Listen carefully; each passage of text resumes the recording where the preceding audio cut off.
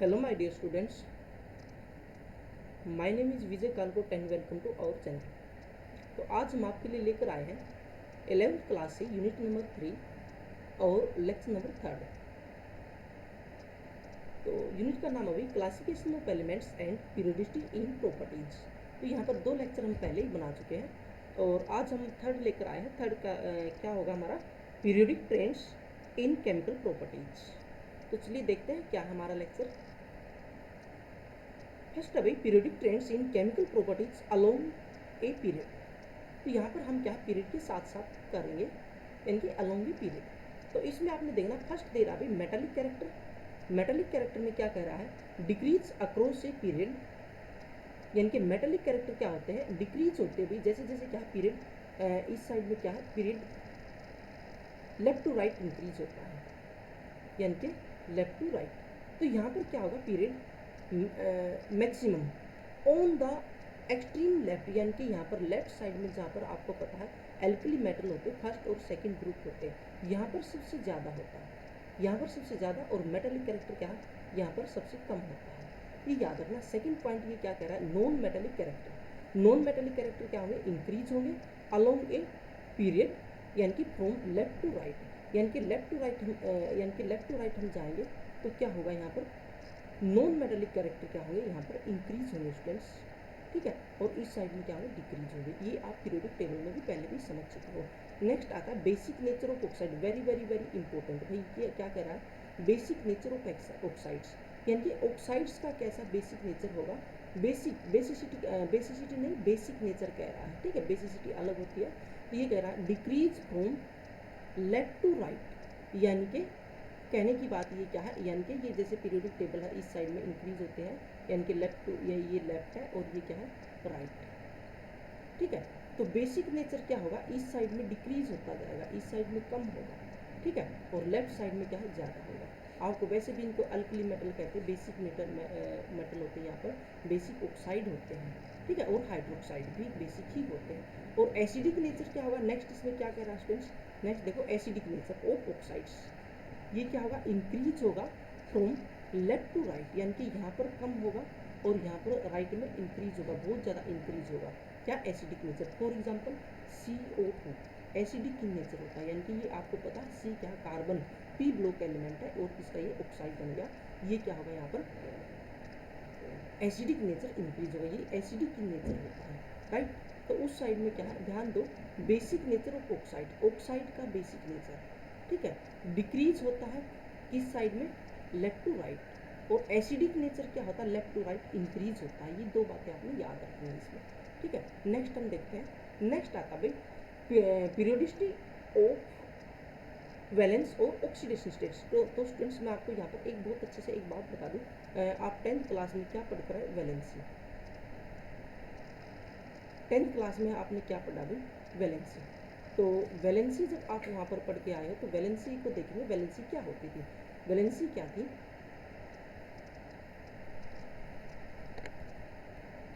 Valency क्या थी, it is combining capacity of an atom, ठीक है। इट इज द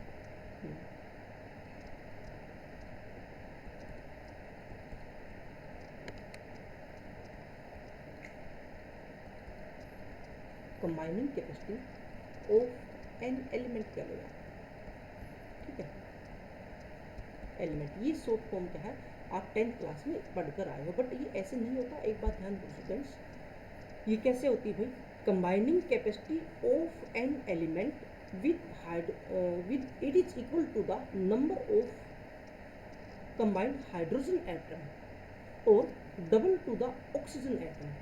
यानी कि हाइड्रोजन एटम के इक्वल होते हैं, कितने हाइड्रोजन एटम बाइंड हो सकते हैं किसी भी एटम के साथ, ठीक है। ये समझो ये कोई भी एलिमेंट है, ठीक है, इसके साथ कितने हाइड्रोजन बाइंड हो सकते हैं, उसको कह रहे थे वैलेंसी। और जितने ऑक्सीजन बाइंड हो सकते हैं उसकी डबल को क्या कह रहे थे, यानी कि वैलेंसी। पहले यही उन्होंने क्या डिफाइन की थी, क्योंकि हाइड्रोजन और ऑक्सीजन का ही कंपैरिजन होगा। सबसे पहले क्या, आपको ये भी पता, वाटर मॉलिक्यूल में हाइड्रोजन और ऑक्सीजन ही मिले थे, और ये कंस्टिट्यूएंट पार्टिकल है किसके, वाटर मॉलिक्यूल के। तो हाइड्रोजन और ऑक्सीजन के साथ कंपैरिजन करता। चलिए देखते हैं, यहाँ आ जाओ भाई, ऊपर आ जाओ, ये क्या कह रहा है, वैलेंस इज द, वैलेंस और वैलेंसी एक ही बात है, is the most characteristics property of an element can be measured in terms of number of electrons, number of electrons present in the outermost shell, यहाँ से देखो in the outermost shell of the atom, यानी कि कितने भी valence outermost cell में कितने electron होते हैं उनके इक्वल होगा भाई। The valence electron determine the valence, देखो द वैलेंस और द वैलेंसी, ठीक है, ये एक ही बात है, वैलेंस इलेक्ट्रॉन डिटरमाइन करता वैलेंस को और वैलेंसी को ऑफ द एटम, किसी भी एटम की। The valence of representative element, यानी कि रिप्रेजेंटेटिव एलिमेंट आपको पता कौन से, s or p block element, right. The valence of representative elements is usually equal to the number of electrons in the outermost orbital, यानी कि जनरली क्या होती है, देखो ये टेबल इसको समझो, यहाँ पर इसको देखो, आप इसको समझोगे तो समझ आ जाएगा, यानी कि ये क्या कर रहा है, ये ग्रुप बता रहा है यहाँ पर, यहाँ क्या है, नंबर ऑफ वैलेंस इलेक्ट्रॉन, तो यहाँ पर ये बता रहा है, देखो ये है एस ब्लॉक एलिमेंट, ठीक है, फर्स्ट और सेकंड ग्रुप क्या होता है एस, और उसके बाद क्या 13 to 18 ये होता है भाई बी पी ब्लॉक, ठीक है, ये क्या होता है पी ब्लॉक। तो एस और पी ब्लॉक की बात कर रहा है, यहाँ पर क्या होता है, नंबर ऑफ वैलेंस इलेक्ट्रॉन कितने आपको पता है, इसमें 1 होता है, इसमें कितना होता है 1, इसमें 2, इसमें 3, इसमें 4, 5, 6, 7 और 8, इस तरह से। तो वैलेंस आपने कैसे वो करना है, वैलेंस वैलेंसी को ही कह रहा है, वैलेंस इसका 1 होगा, इसका 2, यहाँ 3, 4, यहाँ तक तो सही है, बट 4 से आगे देखो, यहाँ से आगे क्या होगा, यानी कि 8 माइनस कितने हो सकते हैं, देखो ये ऊपर यहाँ लिख रहा है, और equal to 8 minus number of outermost electrons, यानी कि 8 में से कम, यहाँ पे डबल डबल वैलेंसी हो जाएगी इनकी सभी की, राइट। तो ये आपको पता ही है। देखो नेक्स्ट क्या कह रहा है, in contrast transition and inner transition element, यानी कि किसकी बात कह रहा है, ट्रांजिशन और इनर ट्रांजिशन एलिमेंट्स की, एग्जिबिट्स वेरिएबल वैलेंस, यानी कि वैलेंसी अलग अलग होती है, उनके लिए कोई स्पेसिफिक ट्रेंड नहीं है, due to involvement of not only valence electron, यहाँ पर वैलेंस इलेक्ट्रॉन ही नहीं होते, इसके साथ साथ क्या डी और एफ इलेक्ट्रॉन्स भी होते हैं उनके साथ साथ, और बहुत ज़्यादा होते हैं। यहाँ पर क्या है, इसको क्या है बहुत अच्छे से क्या, इसको वैलेंस को इसकी जगह वहाँ पर क्या लेते हैं, oxidation number, oxidation number, right. तो ये ऑक्सीडेशन नंबर रेडॉक्स रिएक्शन से एक क्या है आपकी यूनिट आएगी, वहाँ पर ये अच्छे से डिफाइन करेंगे। तो अभी आपने इतना ही रखना है, नेक्स्ट चलते हैं। नेक्स्ट है भाई हाँ देखो हेडिंग क्या है, वेरिएशन अलोंग ए पीरियड, यानी कि किसकी वेरिएशन कह रहा है, फिर ये वही बात बता, देखो overall number of valence electron from left to right, it decrease from the 1 to 8, observe, यानी कि क्या बता रहा है, क्या ऑब्जर्व कर रहा है, but valence of element with respect to hydrogen और ऑक्सीजन फर्स्ट इंक्रीजेज, यानी कि हाइड्रोजन और ऑक्सीजन के साथ कंपैरिजन कर रहा है, किसका, फ्रॉम 1 to 4, ठीक है, उसके बाद डिक्रीज होते जाएंगे कहाँ तक, 0 तक, क्योंकि आगे क्या 8 माइनस जो भी है 5, 6, 7 वो कम होता जाएगा, right. Valence electron these trends observed in the valence of element in hydrides and oxide as shown the below in the table, कि जो इसके अंदर दिखाएगा, देखो दो ही बताएगा, ये किसके साथ बनाएगा, यहाँ पर हाइड्रोजन के साथ, यहाँ किसके साथ है हाइड्रोजन के साथ, यहाँ किसके साथ है ऑक्सीजन के साथ। तो ये स्टूडेंट्स याद रखना, देखो फर्स्ट ग्रुप का ये सारे ही बता दीजिए, लिथियम है, फिर उसके साथ क्या है सोडियम और पोटेशियम, ठीक है, हाइड्राइड्स बता रहा है, ये भी हाइड्राइड्स बन रहे हैं, और ये क्या ग्रुप 13 वाले के साथ, ये 14 के साथ, ये 15 के साथ, राइट। उसके बाद क्या है, उसके बाद क्या है, ये किसके साथ 16 और 17 हाइड्राइड्स है भाई, ये भी हाइड्राइड है, इसको हाइड्राइड भी कहेंगे और ऑक्साइड भी है ये, ठीक है, और ये भी हाइड्राइड है। तो ये आपने देख लेना, यहाँ पर क्या इसके साथ आपको पता है 1 हाइड्रोजन आएगा, इसके साथ कितने आएंगे 2 हाइड्रोजन आएंगे, ठीक है, इसके साथ क्या है 2, यानी कि इसके साथ देखो 3 भी आ रहे हैं, और यहाँ पर 6 आ रहे हैं, ये थोड़ा आपने पढ़ लेना, इसके साथ क्या 4 भी आएंगे, सभी के साथ 4, 4, 4, ठीक है, कार्बन, सिलिकॉन, जर्मेनियम और टिन के साथ। उसके बाद क्या है ग्रुप 15 में क्या है, इसमें 3 आएंगे, सभी के साथ 3 है, देखो 1 2 इनके सभी के साथ ही 3 है। यहाँ पर क्या ऑक्सीजन, क्योंकि इसमें ये क्या it is more electronegative element, ठीक है, मोर इलेक्ट्रोनेगेटिव एलिमेंट। यहाँ पर एक बात और बहुत अच्छे से समझने वाली है, क्या कि हाइड्रोजन यहाँ पर किसका, ये मेटल यहाँ पर ये देखो स्टूडेंट्स, यहाँ पर इसके ऊपर पॉजिटिव चार्ज है और इसके ऊपर नेगेटिव चार्ज है, राइट। यहाँ पर क्या है, यहाँ पर हाइड्रोजन के ऊपर ही होगा पॉजिटिव चार्ज, यहाँ पर नेगेटिव, यहाँ पॉजिटिव यहाँ नेगेटिव, कि ये क्या मोर इलेक्ट्रोनेगेटिव। इनको थोड़ा सा एक बार देखना। उसके बाद ऑक्साइड कह रहा है, फॉर्मूला ऑफ ऑक्साइड बना रहा है। ऑक्साइड लिथियम के साथ कैसे बनेगा, Li2O, ठीक है। ये सेम ही होंगी इनकी प्रॉपर्टीज, ग्रुप में आपको पता सेम होती थी प्रॉपर्टीज। उसके बाद क्या, यहाँ भी सेम ही होगी, क्योंकि इसको 2 इलेक्ट्रॉन, इसके पास 2 इलेक्ट्रॉन बैलेंस थे और ऑक्सीजन को 2 इलेक्ट्रॉन चाहिए, तो यहाँ पर 2 इलेक्ट्रॉन इसको दे देगा, ठीक है। इनमें थोड़ा सा अलग आएगा, B2O3 Al2O3, ठीक है। इसमें भी कोई नहीं, आपको पता, आपको वो फॉर्मूला बनाना आता है, जैसे क्या Al वैलेंसी लिखनी, यहाँ पर इसकी 3 होती है, ऑक्सीजन की 2 होती है, और आपने क्या कर देना, क्रॉस मल्टीप्लिकेशन आपको पता है Al2O3 बन जाएगा, जो 9th क्लास में आप सीख पाएंगे, राइट। तो इनको आपने ये क्या है, एक बार इनको देख लेना। देखो फिर किसकी बात कर रहा है, इन द थर्ड पीरियड, किसकी बात कर रहा है, थर्ड पीरियड में, elements from their respective oxides displays variable valence, यानी कि क्या कह रहा है, वेरिएबल वैलेंस, अलग अलग वैलेंसी जो होती है, ठीक है। The gradation observe in respect to oxygen in a regular increase up to कहाँ तक हुई है 7 तक। Now it is the term oxidation state is more, यानी कि आजकल हम उनके लिए क्या यूज करने लगे, oxidation state, frequently use to, किसके लिए, वैलेंस के लिए, ठीक है। ये देखो, ये लाइन आपने नोट करनी, और ये नोट्स स्टूडेंट्स आपने लिखने साथ साथ बनाने, टू क्लियरली इलस्ट्रेट, उसको दिखाने के लिए, the concept of oxidation state, यानी कि ऑक्सीडेशन स्टेट का कॉन्सेप्ट, कंसीडर क्या बता रहा है, two oxygen containing compounds,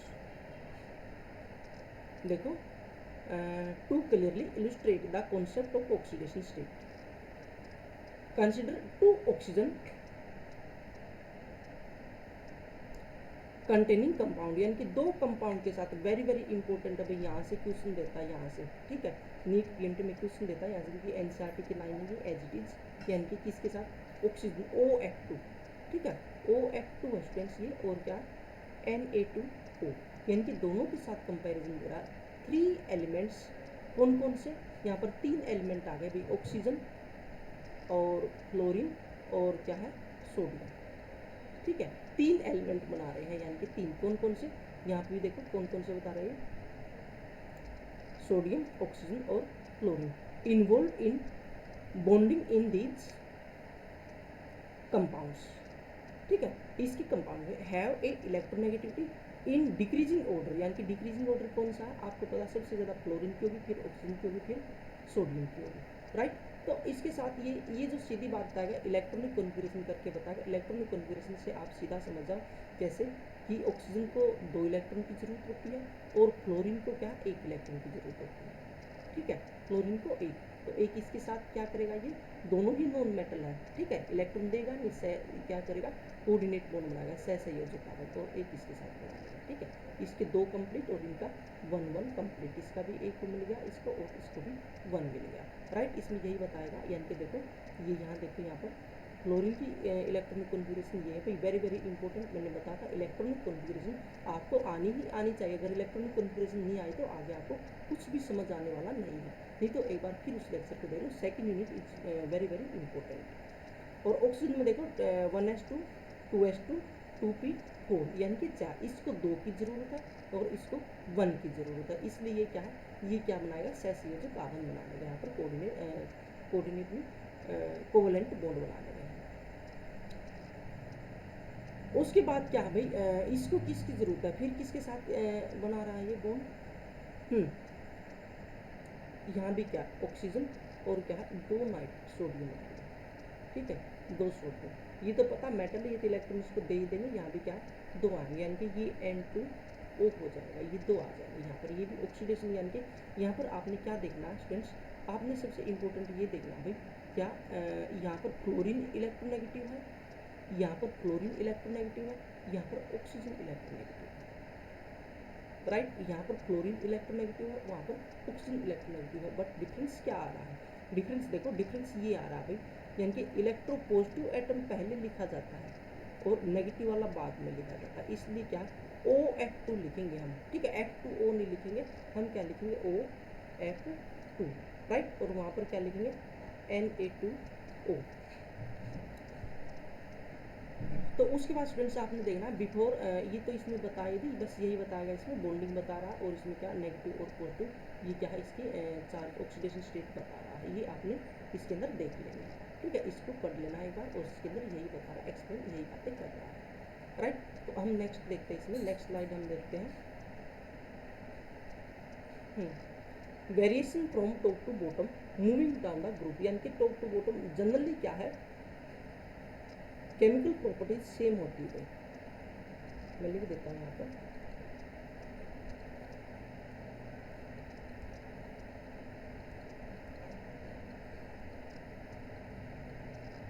same, क्यों? Due to same valence electrons, ठीक है, ये इलेक्ट्रॉन्स है, सेम वैलेंस इलेक्ट्रॉन। बट फिर भी क्या कुछ यहाँ पर क्या है डिफरेंस आ रहे हैं, वो डिफरेंस हम क्या वन बाय वन यहाँ पर डिस्कस कर रहे हैं। मेटालिक कैरेक्टर में क्या भाई जनरली इंक्रीजेज होते हैं, because increase in atomic size increase होता रहेगा। हैंस क्यों होगा भाई, क्योंकि क्या एक सेल इंक्रीज होती जाएगी, वहाँ पर एक सेल इंक्रीज होगी, because increase in atomic size, hence decrease in ionization energy, ठीक है। आयोनाइजेटेड एनर्जी कह रहा है, फिर ENC कह सकते हो आप, ठीक है, सीधा कहते हैं इफेक्टिव न्यूक्लियर चार्ज जो मैंने बताया था of the element in the group from top to bottom, यानी कि ये बढ़ता जाएगा तो यहाँ पर क्या दूर होता जाएगा, यानी कि बैलेंस इलेक्ट्रॉन, और यहाँ पर क्या ENC डिक्रीज होता जाएगा, ठीक है। ये याद रखना, ENC means effective nuclear charge. Non metallic character में क्या कर रहा है जनरली डिक्रीजेज होते हैं डाउन द ग्रुप, वो डिक्रीज होते हैं भाई। H इलेक्ट्रोनेगेटिविटी क्या होगी भाई डिक्रीज होगी, वही बात है, ENC डिक्रीज होगा तो इलेक्ट्रोनेगेटिविटी भी डिक्रीज होगी top to bottom in the group. और basic nature of oxides, since metallic character और electronegativity of the elements increases in going from top to bottom in a group. Basic nature, और ये भी क्या होगा metal का basic nature क्या होता है, ऑक्साइड क्या होता है बेसिक नेचर, जितना मेटालिक कैरेक्टर इंक्रीज होगा तो क्या है बेसिक नेचर भी इंक्रीज होगा, बहुत सिंपल सी बात है यहाँ, ठीक है। ये पॉइंट भी आपने नोट कर लिया। उसके बाद नेक्स्ट देखते हैं स्टूडेंट्स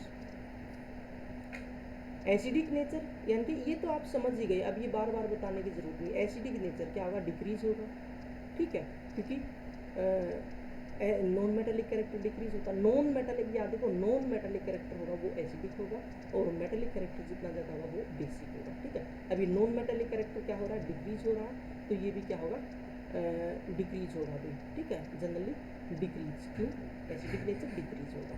रिएक्टिविटी ऑफ मेटल्स क्या होगी जनरली इंक्रीज होगी, सिंस क्यों यहाँ भी क्या ये भी देखो भाई वेरी वेरी इंपॉर्टेंट, क्यों होगी क्योंकि देखो फर्स्ट सेल फिर और नीचे गई, फिर सेल ऐड होगी, फिर नीचे गई और ऐड होगी, फिर और ऐड होगी, फिर और ऐड होगी, यानी कि सेल इंक्रीज होती जाएगी।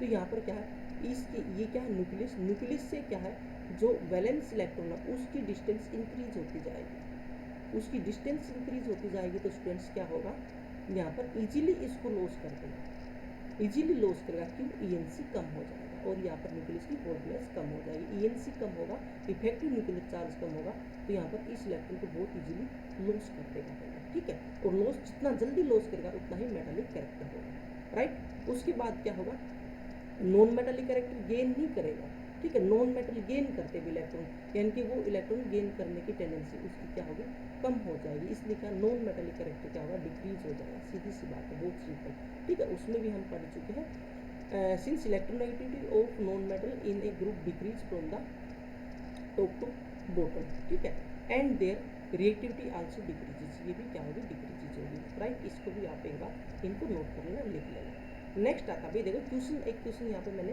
ऐड कर दिया यहाँ पर, यूजिंग द पीरियोडिक टेबल, यानी कि पीरियोडिक टेबल को यूज करते हुए प्रिडिक्ट संभावना होती है भाई आपने कल्पना करनी बतानी है, अनुमान लगाना होता, प्रिडिक्ट पूर्वानुमान, predict the formulas of compound which might be formed by the following pairs of the elements, यानी कि क्या है जो इस पेयर के साथ एलिमेंट्स के साथ बन रहा है। देखो using the periodic table predict the formulas of compound, ठीक है, इनका कंपाउंड का फॉर्मूला बनाना है, सिलिकॉन और ब्रोमीन, ठीक है, एल्यूमिनियम एंड सल्फर। बहुत ही सीधी, आपने इसमें कुछ भी नहीं देखना, बैलेंस इलेक्ट्रॉन देखने और उसके अकॉर्डिंग आपने कंप्लीट फिल कर देना। देखो सिलिकॉन का एटॉमिक नंबर कितना होता है भाई, ग्रुप 14 है ये, ठीक है, ग्रुप 14 से, तो ग्रुप 14 से बिलोंग कर रहा है ये, ग्रुप 14 से बिलोंग कर रहा है, तो यहाँ पर क्या होगा, बैलेंस इलेक्ट्रॉन होते हैं 4, 4 बैलेंस इलेक्ट्रॉन होते हैं, राइट। तो इसको अपनी ऑक्टेट कंप्लीट करने के लिए कितने चाहिए, 4 इलेक्ट्रॉन और चाहिए, राइट। और ब्रोमीन क्या है, ग्रुप 17 से बिलोंग कर रहा है। देखो यहाँ पर ग्रुप 17 में क्लोरीन, क्लोरीन और ब्रोमीन, ये सारे ग्रुप 17, इनको 1 इलेक्ट्रॉन की जरूरत होती है, ठीक है। तो ये इसको 4 चाहिए, उसको 1 चाहिए, सिलिकॉन को भी कितने चाहिए, 4 चाहिए और उसको 1 चाहिए, राइट। बट है ये दोनों ही क्या, P block element, non metal है, इसलिए ये क्या है, क्या बनाएंगे, शेयरिंग, शेयर करेंगे भाई, क्योंकि मेटल होता है वो इलेक्ट्रॉन भी देता है।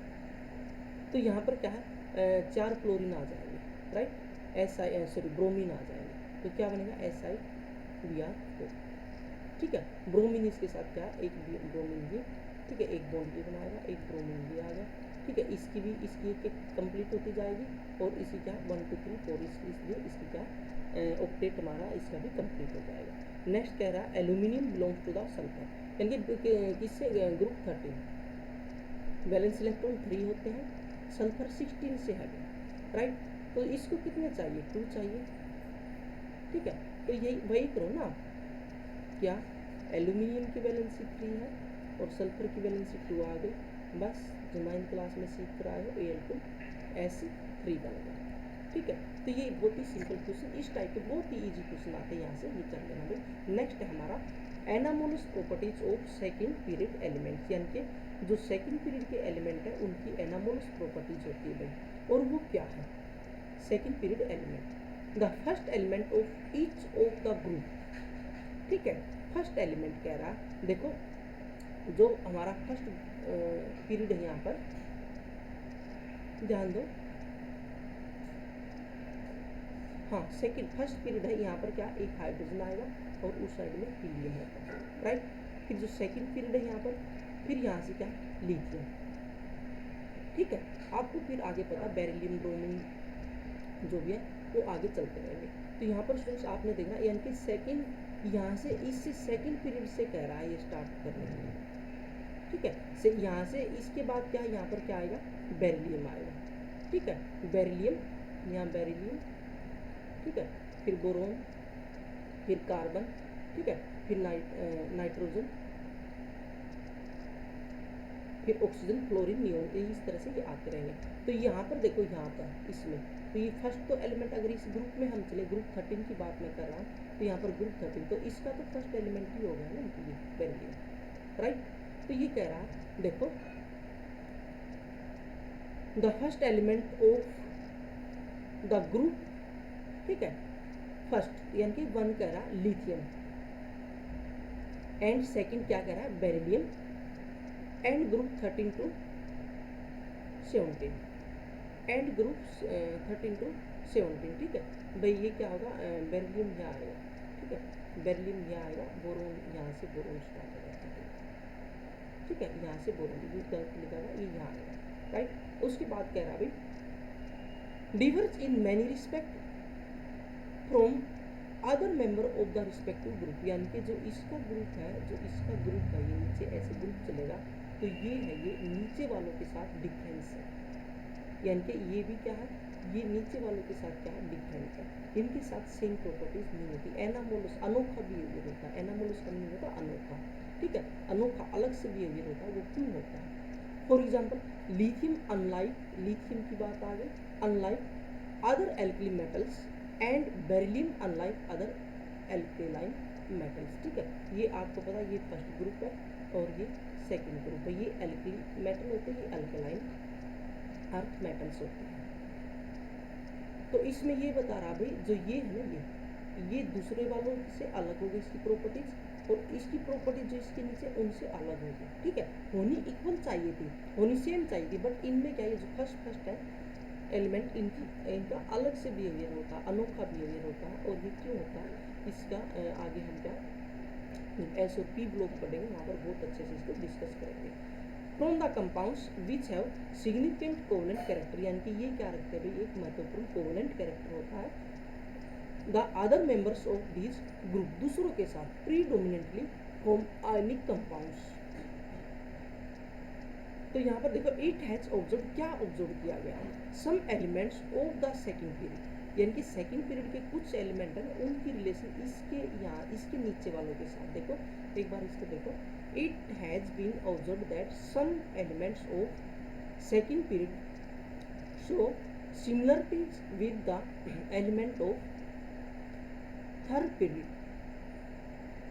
तो जो थर्ड पीरियड है उसके साथ डायगोनली ईच अदर, यानी कि जो देखो जो यहाँ पर ये देखो, ये सेकंड पीरियड है, ठीक है, इसकी प्रॉपर्टीज इसके साथ डायगोनली, ये जो थर्ड पीरियड है इसके एलिमेंट के साथ क्या है, मैच कर रही थी, जो यहाँ पर आएगा जो यहाँ पर आएगा भाई, डायगोनली की बात कर रहा है। Each other though belonging to the different group, देखो ये रहा, लिथियम की इसके साथ बिलोंग करेगी, बेरिलियम की एल्यूमिनियम के साथ, ठीक है, बोरोन की सिलिकॉन के साथ। तो इनको इसी को इसको क्या कहोगे, डायगोनल रिलेशनशिप भी कहते हैं, इसको क्या कहते हैं,